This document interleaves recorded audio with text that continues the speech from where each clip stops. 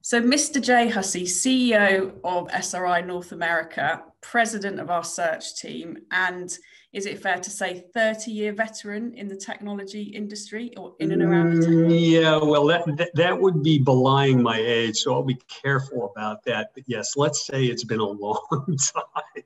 So in the context of SRI turning 20, we thought it would be fun to take a glance back with some of our industry veterans at some of the big changes in the industries we focus on in the last 20 years, and also a little look forward at what might be coming. So I've got just a few questions for you. So what event, change, or kind of big creation would you say has had the most profound impact on the technology industry in the last 20 years?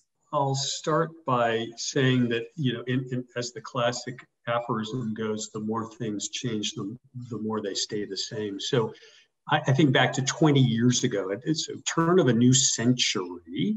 I was leading a pretty well-known technology services business, working with clients who are all grappling with the question of how do we digitize our businesses? How do we start this digital transformation of our businesses? And it's fascinating because 20 years on now, in a different profession, I'm having exactly the same conversation with so many of my clients saying, how do we accelerate our digital transformation? When you think about it, where they were 20 years ago is vastly different than where they are today. But this idea of the technology landscape and the way consumers and businesses consume technology is changing so quickly, companies never really get ahead of the curve. So the digital transformation that started 20 years ago or more is still underway. And I anticipate 20 years from now, we'll still be talking about, oh my gosh, how do we accelerate what we're doing to keep it as close to the leading edge of technology advance as we can? And look, the pandemic, we can't get away from it. We have to have a question on it. What do you think the impact of the pandemic has had on the technology industry? In some ways, it's been both a boon and a bane. It's been a boon because it has shown a very bright light on how important these technologies are, not only to our business lives, but our social lives. This conversation being a great example of this, right? Who knew that we would spend our entire day on video calls? And who knew that we could run businesses essentially without, direct human contact? That's because of the technology.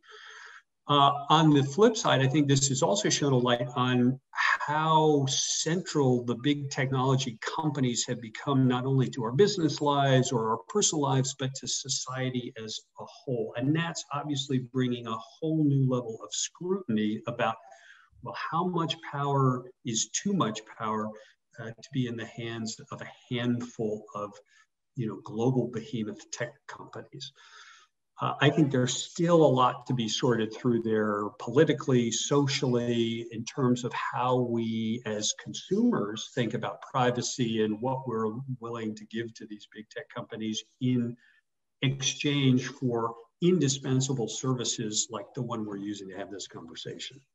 And taking a look forward, what do you think is the next big change which is going to have the most impact on the technology industry?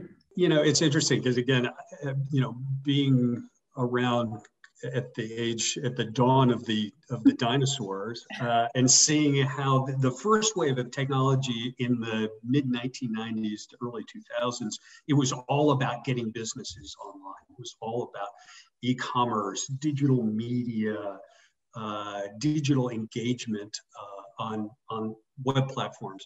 We've seen the migration from web to mobile. I think the next big thing, this is not a stunning insight, is going to be machine learning and artificial intelligence. That is the brave new frontier. And again, I think that's coming with huge opportunities and a ton of risk.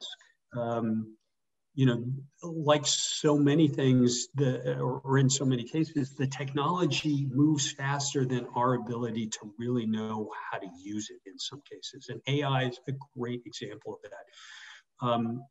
Terrific potential, but there are untold, unintended consequences that could come from that technology in terms of societal rearrangement, job loss.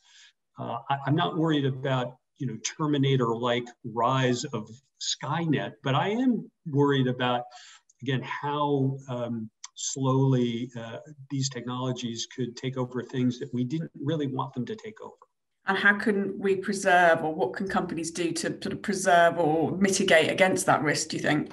Well, I think there's a big leadership challenge involved here because, to date, machine learning AI has been driven by scientists as you would expect.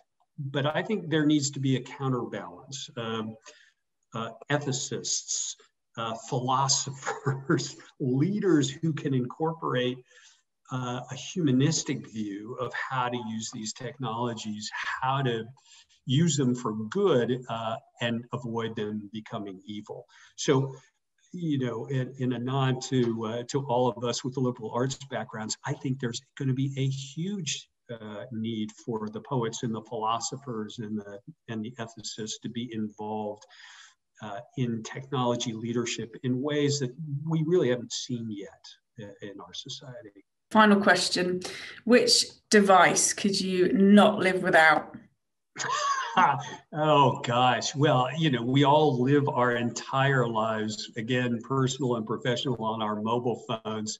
So that's the obvious answer. The personal answer is I'm an avid cyclist, and sitting here now in the midst of a snowstorm in Boston, my indispensable device is my smart bike trainer that's connected to a service, and luckily a client of ours called Zwift, the online cycling community.